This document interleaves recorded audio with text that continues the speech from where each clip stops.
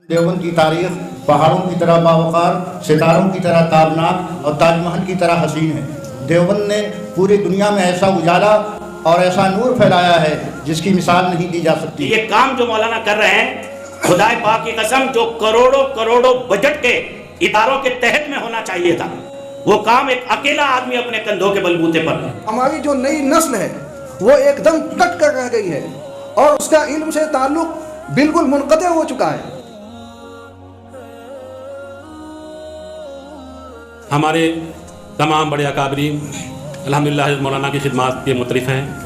مجھے یاد ہے آج سے 25 سال قبل محمد انظر شاہ صاحب کشمیری رحمۃ اللہ علیہ سب سے پہلی بار آپ ہی کی زبان سے آپ کا نام سنا تھا۔ اسی وقت سے آپ سے عقیدت بھی اور آپ سے محبت بھی۔ کون تصور کر سکتا تھا کہ ایک فاضل دارالعلوم اٹھے گا، دہلی کے اندر قیام کرے گا، وہاں اس طریقے سے اپنے آپ کو نمایاں کرے گا اور ایک ایسے میدان کا انتخاب کرے گا جو ہمارے دارالعلوم کا امتیاز بھی بنے گا۔ علمی کتابیں تو اب بکنی ہی بند ہو گئی ہیں، اب تو تقریروں کی شروحات اور نوٹ وغیرہ یہ زیادہ بکتے ہیں، لیکن جو ماخذ اور مراجع ہیں ان کی طرف لوگوں کا رجحان ہی نہیں رہا۔ یا تو یہ وجہ ہے کہ وہ بہت آسانی سے فراہم ہونے لگی ہیں، نیٹ پر بھی دستیاب ہیں۔ سعد مختار اور احسن مہتاب، ان کی ہمتیں اور ان کے ساتھ دعائیں جو ہیں انشاءاللہ یہ کر لیں گے، مشکل نہیں۔ آپ نے دیکھ رہے ہیں ایسے نمبرات سال کے اندر آ جانا کیا آسان ہے؟ اس طرح کے نمبرات آپ مثال میں پیش نہیں کر سکتے۔ ہماری جو نئی نسل ہے وہ ایک دم کٹ کر رہ گئی ہے اور اس کا علم سے تعلق بالکل منقطع ہو چکا ہے۔ لیکن ایسے وقت میں کچھ ایسے دیوانے بھی ہیں جو اکابر علماء دیوبند کے کارناموں کو وقتاً فوقتاً دنیا کے سامنے پیش کرتے رہتے ہیں۔ ان کی کوشش ہے، ان کی سعی ہے کہ علماء دیوبند جنہوں نے کامیاب تحریکات چلائی ہیں ان کے نام لیوا ایک دفعہ پھر سے اٹھیں، اسی شان کے ساتھ، اسی رفتار کے ساتھ اور اسی انداز میں، تاکہ جس طرح ہمارے اکابر سے اللہ تعالیٰ نے کام لیے ہیں اسی انداز میں یہ نئی نسل بھی اس طرح کے کارنامے انجام دے۔ ان مبارک لوگوں میں، ان کارآمد لوگوں میں حضرت مولانا محمد اعجاز عرفی صاحب بھی ہیں، جن کا مشن ہی یہ ہے کہ نئی نسل کو علماء سے جوڑا جائے، اکابر اسلاف سے جوڑا جائے۔ چنانچہ انہوں نے اس مقصد کے لیے کئی کتابیں لکھی، لوگوں سے مضامین لکھوائے، خصوصی شمارے نکلوائے، اور کوئی سال ایسا نہیں جاتا ہے جب ان کا کوئی خصوصی شمارہ کسی دارالعلوم دیوبند سے وابستہ شخصیت پر یا اکابر دارالعلوم سے منسوب ہو کر نہ آتا ہو۔ یہ بہت بڑی بات ہے۔ آج کا جو یہ اجلاس ہے، فکر انقلاب کا خصوصی شمارہ بیاد اکابر دارالعلوم دیوبند، اس کا اجرا اسی مقصد کے تحت یہ جلسہ منعقد ہوا ہے۔ اس کی پہلی جلد کا اجرا پہلے ہو چکا تھا مولانا سالم اشرف صاحب کے ہاں، اور اس کی دوسری جلد آپ کے سامنے ہے جس کا اجرا عنقریب ہونا ہے۔ میں اس کے لیے دعوت دیتا ہوں اسٹیج پر موجود فرما تمام علماء اکابر سے کہ آپ اس کا اجرا فرمائیں۔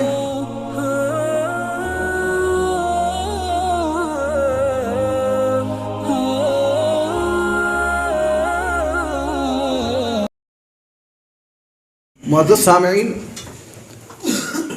اب میں چاہتا ہوں کہ تاثرات کا سلسلہ شروع کیا جائے۔ میرے لیے بہت بڑی سعادت اور خوش نصیبی کی بات ہے کہ حضرت الاقدس حضرت مولانا اعجاز عرفی صاحب دامت برکاتہم نے مجھے آج اس ادارے میں اس اجلاس کے لیے نوازا۔ میں اپنی جانب سے اور تمام کمیٹی کے ذمہ داران کی جانب سے شکر گزار ہوں۔ اس میں کوئی شک نہیں کہ حضرت مولانا کی خدمات روز روشن کی طرح آیا ہیں۔ ہمارے تمام بڑے اکابرین الحمدللہ حضرت مولانا کی خدمات کے مترف ہیں۔ مجھے یاد ہے آج سے 25 سال قبل محدث کبیر، محدث اثر حضرت مولانا سید انظر حسین میاں صاحب، انظر شاہ صاحب کشمیری رحمۃ اللہ علیہ سب سے پہلی بار آپ ہی کی زبان سے آپ کا نام سنا تھا۔ اسی وقت سے آپ سے عقیدت بھی اور آپ سے محبت بھی۔ آج الحمدللہ آپ ہمارے ہاں تشریف لائے، میں آپ کا استقبال کرتا ہوں اور شکر گزار ہوں، اور آپ کی خدمات کا دل و جان سے مترف۔ اللہ رب کریم آپ کی عمر میں برکت عطا فرمائے، آپ کو صحت تندرستی سے نوازے، اور یہ سلسلہ جو ایک دستاویزی ہے، ایک تاریخی ہے، یہ چلتا رہے تاکہ آنے والی نسلیں اسے پڑھیں، اسے اپنے لیے مشعل راہ بنائیں۔ میری دلی دعائیں آپ کے ساتھ میں ہیں اور دعاؤں کا متمنی بھی ہوں۔ جزاک اللہ۔ السلام علیکم ورحمۃ اللہ۔ آج نئے فضلاء سے جو بدعنوانیاں پورے سماج کو گندا کر رہی ہیں، وہ صرف اور صرف اس کا بنیادی مقصد ہے اہل اللہ سے، اپنے اکابر سے قلبی اور عقیدت کی وابستگی نہ ہونا، اور ہمارا اپنے اکابر سے ان کے نقوش عمل کے ساتھ نہ جڑنا۔ یہ ایک بنیاد ہے جو ہمیں چوطرفہ اس نسبت قاسمیت کو اس وقت بدنام کر رہی ہے۔ اس لیے ضروری ہے حضرت مولانا اعجاز عرفی صاحب دامت برکاتہم نے جو سلسلہ اکابر شناسی اور اکابر شناسائی، دو کام ہیں، اکابر کو پہچاننا بھی، اکابر کو پہچانوانا بھی۔ اس لیے میری اپیل ہے اس مبارک پلیٹ فارم کے حوالے سے کہ یہ کام جو مولانا کر رہے ہیں، خدائے پاک کی قسم جو کروڑوں بجٹ کے اداروں کے تحت میں ہونا چاہیے تھا، وہ کام ایک اکیلا آدمی اپنے کندھوں کے بلبوتے پر، اور یہ ایک اکیلے آدمی کا کام نہیں بلکہ حضرت مولانا کلیم صدیقی صاحب جو اس وقت محبوس ہیں، اللہ ان کی باعزت رہائی فرمائے۔ جس وقت وہاں اسلامک کلچر سینٹر میں پروگرام ہوا پچھلے سال اشرفیہ کے اجرا کے بعد، وہاں مولانا نے انتہائی اس کے ساتھ کہا تھا کہ یہ ایک اکیڈمک اور ایک انتہائی ایک بڑے ادارے کا کام ہے جو اکیلا بندہ کر رہا ہے، اور ہمیں اس کی دل کی گہرائیوں سے قدر کرنی چاہیے۔ اور ہندوستان کے ہر مدارس میں جہاں ہم درس نظامی پڑھاتے ہیں، اسی کے ساتھ ساتھ میں اپنے اس پلیٹ فارم کے حوالے سے تمام ذمہ داران مدارس تک، آج میڈیا کا دور ہے، بھلے ہی ہم چھوٹے سے ہال میں بیٹھے ہوئے ہیں، لیکن یہ جو سامنے کیمرہ ہے یہ اس کو ملک کو پہنچائے گا، یہ ہر ذی شعور اور ذی فکر کے جو ہے اسٹیج پر پہنچے گا، اس کی مسند پر پہنچے گا، اور یہ پیغام میری یہ آواز پہنچے کہ ہر ادارے میں اختیاری مضمون نہیں بلکہ درس نظامی میں ایک سبجیکٹ اور مضمون کی حیثیت سے اکابر شناسی کو شامل کرنا چاہیے اور اس کو پڑھانا چاہیے۔ باقاعدہ اساتذہ اپنی نگرانی میں اکابر کے حالات سنیں، فاضل نوجوانوں سے جو درس نظامی کو پڑھ رہے ہیں۔ بہت سے بزرگوں، بہت سے ہمارے اس وقت کے دورے تک کے طالب علم کو اگر آپ 20 سال پرانے کسی بزرگ کا نام لے دیں تو وہ بیچارہ لا تعلقی کا اظہار کر دیتا ہے، اسے اپنے دورے کے اساتذہ ہی کا نام مکمل یاد نہیں رہتا۔ 10 سال 20 سال پہلے کی بات تو بہت دور کی بات ہے۔ اس لیے بھائی یہ بہت بڑا انعطاف ہے۔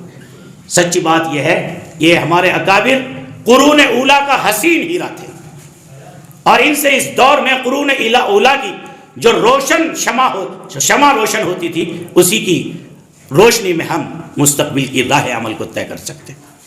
اور اگر ہمیں قرون اولیٰ کا اسلام سمجھنا ہے، جو آگے کا لفظ میں کہنے جا رہا ہوں، خدا کی قسم اسے دلوں کی زمین پر لکھیے۔ اگر آپ یہ دیکھنا چاہتے ہیں کہ صحابہ اپنے محبوب نبی کی سنت کا اتباع کیسے کرتے تھے، صحابہ کے یہاں دیانت کیسی تھی، صحابہ کے یہاں راتوں کو رونا دھونا، اللہ کے یہاں تعلق مع اللہ کی کیفیت کیسی تھی، تو اس کو کتابوں کے نقوش سے نہیں، اکابر کی عملی زندگی سے آپ کو قرون اولیٰ کا اسلام سمجھ میں آ جائے گا۔ اس لیے کوئی رسمی جلسہ نہیں ہے کہ کتاب کھڑے ہو گئے لے کے، نہیں، ایک پیغام ہے، ایک فکر ہے، اور مولانا اس فکر کو اپنی ضعف اور نقاہت کے حال میں، ابھی بہت شدید بیماری سے آپ کو شاید اللہ نے اکابر، میں نے تو ایک جملہ کہا تھا کہ جب یہ وہاں پہنچیں گے اوپر، اللہ ان کے سائے کو ہمارے اوپر جو ہے تا دم تا دیر قائم و دائم رکھے، تو اکابر کے ارواح لب اعجاز کو چومیں گی، اس لیے کہ ان کی زندگیوں کو انہوں نے نقوش میں ایسا محفوظ کر دیا ہے کہ صدیوں لوگ جو ہے ان سے اکتساب فیض کرتے رہے۔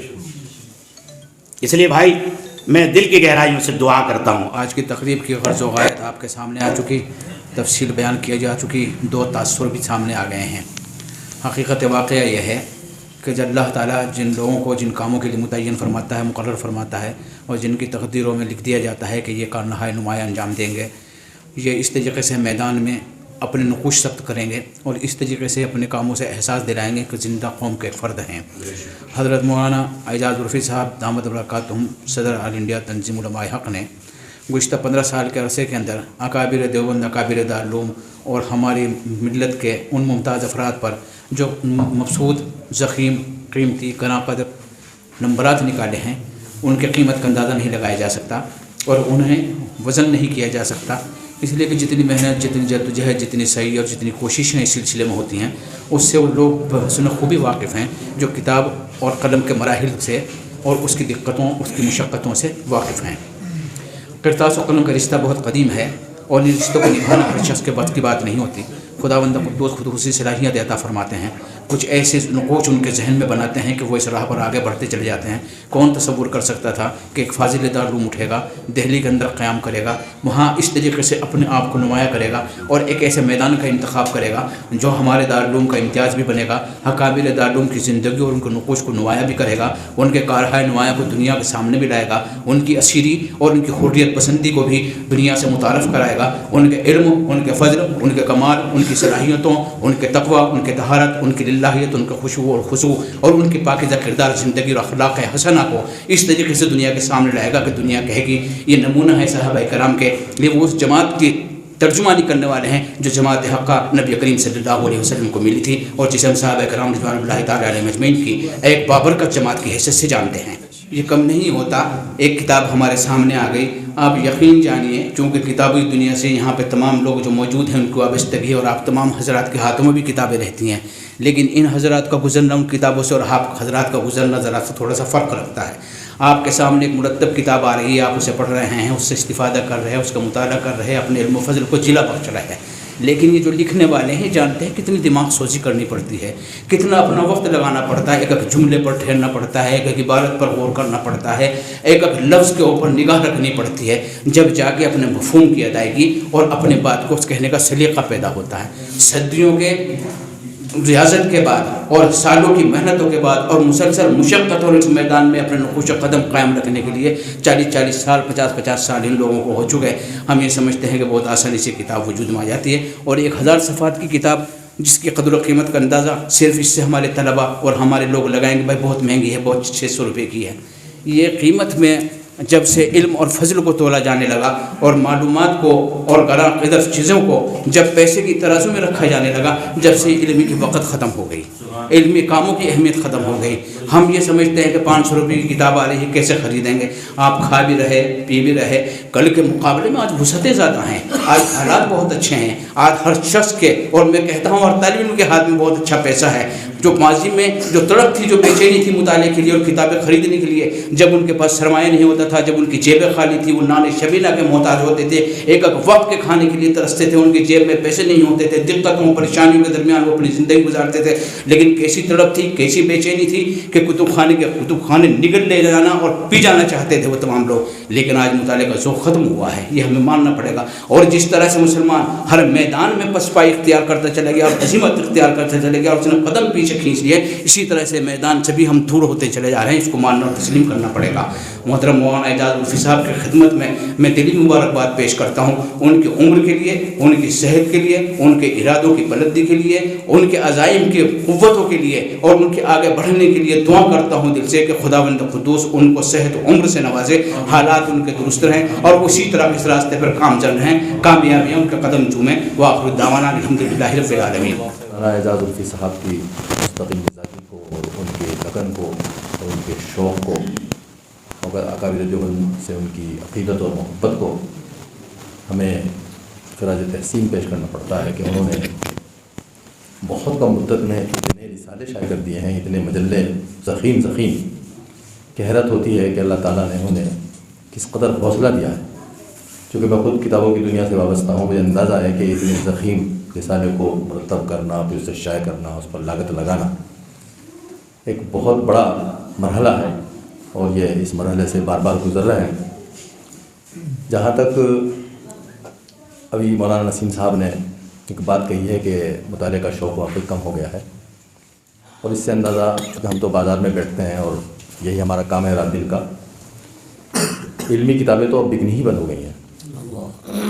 اب تو تقریروں کی شروحات اور نوٹ وغیرہ یہ زیادہ بکتے ہیں، لیکن جو ماخذ اور مراجع ہیں ان کی طرف لوگوں کا رجحان ہی نہیں رہا ہے۔ یا تو یہ وجہ ہے کہ وہ بہت آسانی سے فراہم ہونے لگی ہیں، نیٹ پر بھی دستیاب ہیں، اور یا یہ وہی وجہ ہے جو مولانا نے بتایا کہ مطالعے کا ذوق بالکل ختم ہو گیا ہے۔ مجھے ایک واقعہ یاد آتا ہے، تاریخ دارالعلوم میں بھی اس میں لکھا ہوا ہے کہ دارالعلوم دیوبند کے کتب خانے میں غایۃ الاوتار کا نسخہ نہیں تھا. تو حضرت شیخ الہند کا زمانہ تھا. اساتذہ نے دفتر اہتمام میں درخواست دی کہ بھئی غایۃ الاوتار جو ہے فراہم کی جائے. معلوم ہوا کہ مصر سے آئے گی. تو مصر میں لوگوں کو لکھا گیا, پیسے بھیجے گئے. کیا ہوا ہوگا بہرحال وہ آئی کئی مہینے کے بعد. پہلے بمبئی پہنچی پانی کے جہاز سے, پھر وہاں سے پھر وہ دیوبند ریل کے ذریعے پہنچی. تو اسٹیشن سے دارالعلوم دیوبند کے ذمہ داروں کو اطلاع دی گئی بھائی آپ کا پارسل آ گیا. تو بڑی خوشی اساتذہ میں اور حضرت شیخ الہند بھی. تو تمام اساتذہ مل کر جو ہے اسٹیشن پہنچے اسے لینے کے لیے. حضرت شیخ الہند آگے اور وہ بلڈی جو ہے وہ چھڑائی گئی اس کی غایۃ الاوتار کی انہوں نے, اور اس کو حضرت شیخ الہند نے اپنے سر پہ رکھ لیا. لوگوں نے کہا کہ ان کے شاگرد تھے سارے. انہوں نے کہا حضرت اللہ حمیدی نے کہا نہیں میں لے کر چلوں. اسٹیشن سے دارالعلوم دیوبند کے کتب خانے تک حضرت شیخ الہند صاحب اس کو اپنے سر پر رکھ کر لائے. تو یہ وہ ذوق تھا جو ہمارے اکابر میں تھا, اور اسی ذوق کی وجہ سے اللہ تعالیٰ نے ہمارے اکابر کو وہ شان بخشی ہے کہ آج ہم ان کا ذکر کیے بغیر نہیں تھکتے. حضرت مفتی شیخ صاحب نے لکھا ہے کہ میں دنیا میں پھرا ہوں, ہزار لوگوں سے ملا ہوں, لیکن جو خصوصیت, جو فضل و کمال اور جو فضائل اور کمالات میں نے اپنے اکابر میں دیکھے ہیں وہ کہیں نہیں دیکھے.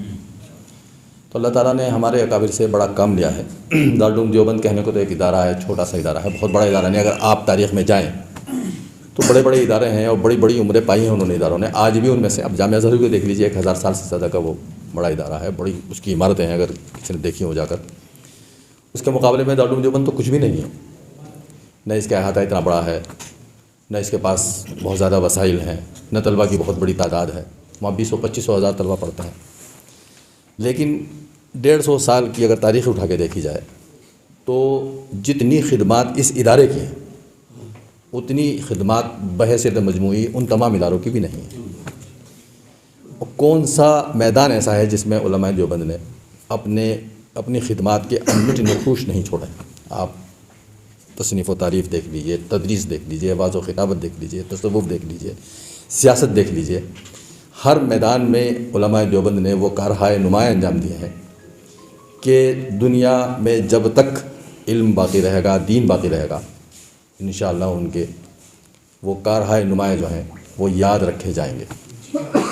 تو میں مولانا اعجاز صاحب کی ہمت کو داد دیتے ہوئے انہیں مبارکباد دیتا ہوں اور ان کی دراز عمر کی دعا کرتا ہوں. وہ بھی ایک بیماری سے اٹھیں, اللہ تعالیٰ ان کو مکمل شفا دے, اور اس کا تیسرا حصہ بھی وہ لائیں, چوتھا بھی لائیں, اور جب تک وہ حیات رہیں اللہ تعالیٰ ان کی لمبی عمر ہو, وہ اکابر دیوبند کے سلسلے میں کام کرتے رہیں اور ہمارے خواب کی تکمیل کا ذریعہ بنیں. الحمدللہ رب العالمین. ہو سکتی تھیں وہ سب ہمارے متقدمین نے بیان کر دی ہیں. میں ان سب کے بیان کردہ تاثرات کی مکمل تائید کرتے ہوئے ایک عرض یہ کرنا چاہتا ہوں بطور تجویز کے کہ میری گزارش ہے کہ جناب مولانا اعجاز صاحب اب تک کے جتنے نمبرات شائع ہوئے ہیں سب کے مضامین کی ایک تلخیص کر دیں, اور مضامین کی تلخیص کے بعد ایک خاص نمبر 1 یا 2 جلدوں میں اس کو سامنے لائیں. جو قدردان ہیں, شائقین ہیں, ان کو مطالعہ کرنے اور کچھ اخذ کرنے میں آسانی ہوگی. اب اتنے ضخیم نمبرات آپ کے سامنے ہیں, ان سب کا پڑھنا, دیکھنا اور کچھ لینا بڑا مشکل کام ہے. اگر ایسا ہو جاتا ہے تو بڑی آسانی ہو جائے گی. اور یہ ہمارے جو برادران ہیں اسعد مختار اور احسن مہتاب, ان کی ہمتیں اور ان کے ساتھ دعائیں جو ہیں انشاءاللہ یہ کر لیں گے, مشکل نہیں ہے. آپ نے دیکھ رہے ہیں ایسے نمبرات سال کے اندر آ جانا کیا آسان ہے. اس طرح کے نمبرات آپ مثال میں پیش نہیں کر سکتے, اور اتنے ضخیم تو ایک یادگار ہے یہ. اور اس کے لیے میں چاہتا ہوں کہ یہ تجویز میری, مجھے امید ہے کہ یہ حضرات اس کی تائید کریں گے. میں دعا کرتا ہوں کہ اللہ تعالیٰ مولانا اعجاز صاحب کو صحت عاجلہ دائمہ مستمرہ عطا فرمائیں, اور اسی طرح سے اسی لگن کے ساتھ یہ سب کچھ کرتے دھرتے رہیں. آخر دعوانا. میں تو سب سے پہلے آپ حضرات کی تشریف آوری پر آپ سبھی حضرات کا شکریہ ادا کرتا ہوں. خاص طور پر حضرت مولانا ندیم الوالدی, حضرت مولانا قاری ابوالحسن اعظمی, حضرت مولانا نسیم اختر صاحب, حضرت مولانا فضیل ناصری और हज़रत मौलाना सालिम अशरफ और हज़रत मौलाना इब्राहिम साहब बस्तवी, आप सभी हजरात का बहुत मशकूर हूँ कि आप हजरात ने फ़िक्र इनकलाब की पजीराई की। और फिर फ़िक्र इनकलाब की पजीराई दरअसल आपने जो की है अपनी पजीराई की है, अपनी तारीख़ की पजीराई की है और अपने माजी की पजीराई की है। आज आप जो कुछ भी हैं या हम लोग जो कुछ भी हैं, ये इसी देवबंद का फैज़ है। आप अच्छी तरीके से जानते हैं कि दारुल देवबंद की तारीख़ पहाड़ों की तरह बावक़ार, सितारों की तरह ताबनाक और ताजमहल की तरह हसीन है। देवबंद ने पूरी दुनिया में ऐसा उजाला और ऐसा नूर फैलाया है जिसकी मिसाल नहीं दी जा सकती है। दुनिया का कोई ज़र्रा, कोई गोशा ऐसा नहीं है जो देवबंद के एहसान के तले दबा हुआ न हो। तो ज़ाहिर बात है जब कोई चीज़ देवबंद से मुताल्लिक़ है, देवबंद के अफराद से मुताल्लिक़ या देवबंद की शख्सियात के मुताल्लिक़, देवबंद के बाशिंदों से मुताल्लिक़, देवबंद की सरज़मीन से मुताल्लिक़, तो आप हजरात को उस पर मशगूल भी होना चाहिए। हम सभी लोगों को जो है शुक्रिया अदा करना हमारी और आपकी ज़िम्मेदारी है, सभी को। दूसरी बात यह है कि मुझसे बोला नहीं जा रहा है। मैं अभी कुछ दिनों पहले बीमार था, 3 रोज़ बिल्कुल जो है कुछ मैं बोलना कुछ चाहता था और मेरी ज़ुबान से अल्फाज कुछ निकलते थे। इसीलिए इन्हीं अल्फाज के साथ जो है दोबारा आप हज़रात का शुक्रिया अदा करते हुए माज़रत चाहता हूँ। अस्सलामु अलैकुम व रहमतुल्लाह।